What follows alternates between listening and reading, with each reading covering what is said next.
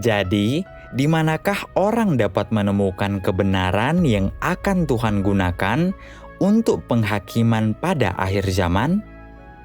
Apakah kebenaran itu sudah ada di dalam Alkitab?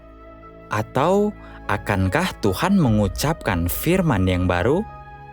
Untuk menjawabnya, mari kita lihat apa yang Tuhan Yesus katakan kepada kita. Tuhan Yesus berfirman, "Masih ada banyak hal lain yang harus kukatakan kepadamu, tetapi engkau tidak dapat menanggungnya saat ini. Namun, ketika Dia, Roh kebenaran itu datang, Dia akan menuntun engkau sekalian ke dalam seluruh kebenaran." Tuhan Yesus berkata, "Masih ada banyak hal lain yang harus kukatakan kepadamu." Dia memperjelas bahwa firman yang akan Dia ungkapkan saat kedatangannya kembali adalah firman yang belum pernah Dia ucapkan sebelumnya, firman yang belum pernah didengar manusia. Bagaimana mungkin firman seperti itu bisa dicatat di dalam Alkitab sebelumnya? Saudara-saudari, mari kita pertimbangkan pertanyaan ini. Pada akhir zaman, firman apa yang akan Tuhan gunakan untuk menghakimi dan menyucikan kita? A. Firman yang sudah ada di dalam Alkitab. B. Firman baru di luar Alkitab yang akan Tuhan ungkapkan ketika Dia kembali pada akhir zaman.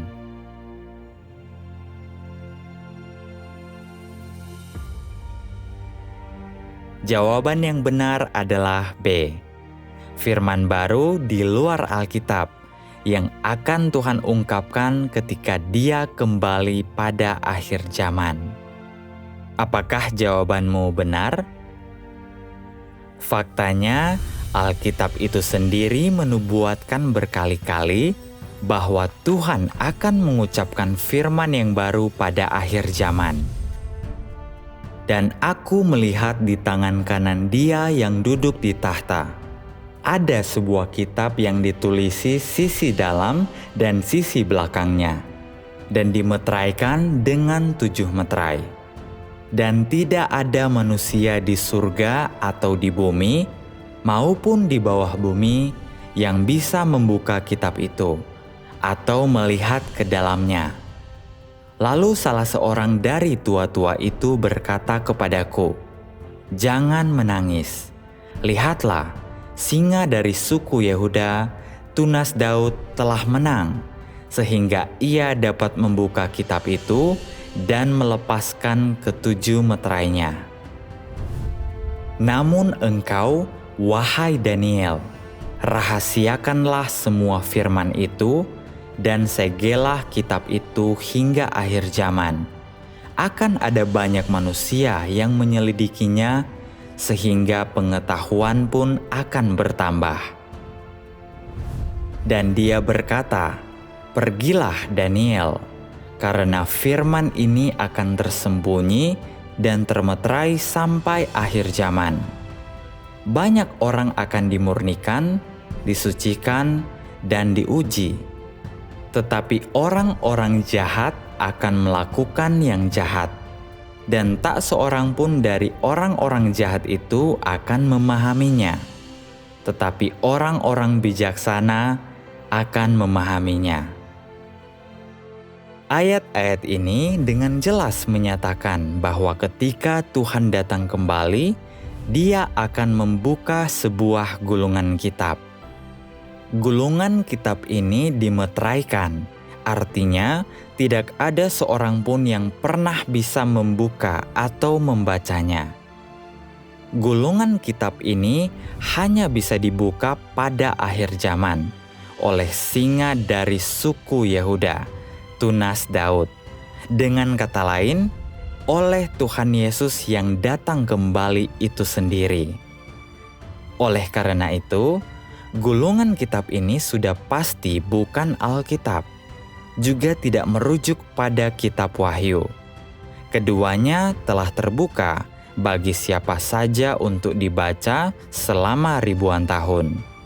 Sebaliknya, gulungan kitab yang dimeteraikan itu berisi firman baru yang akan Tuhan ungkapkan pada akhir zaman. Alkitab hanya berisi firman yang Tuhan ucapkan di masa lalu. Maka dari itu, gulungan kitab yang dimeteraikan yang akan dibuka ketika Tuhan datang kembali bukanlah Alkitab yang kita baca hari ini. Firman yang Tuhan ungkapkan ketika Dia datang kembali adalah perkataan-perkataan baru. Firman yang belum pernah Tuhan ucapkan dan belum pernah didengar manusia. Tentu saja, firman itu tidak mungkin telah dicatat di dalam Alkitab. Oleh karena itu, ketika Tuhan Yesus kembali pada akhir zaman, Dia akan mengungkapkan firman yang baru, membuka gulungan kitab yang dimeteraikan, dan melakukan pekerjaan penghakiman untuk menyucikan kita. Ini seharusnya memperjelas bahwa jalan untuk masuk ke kerajaan surga itu nyata dan praktis. Ini bukan sekedar masalah dosa-dosa diampuni, lalu langsung diangkat ke dalam kerajaan. Ini adalah angan-angan dan jauh dari kenyataan. Jika orang ingin dibawa ke dalam kerajaan surga, langkah paling krusial adalah menerima penghakiman dan hajaran Tuhan, mencari firman baru yang Tuhan ungkapkan pada akhir zaman, dan menerapkannya. Hanya dengan cara ini, watak rusak mereka dapat disucikan, dan mereka dapat menjadi orang yang benar-benar mengikuti kehendak Tuhan.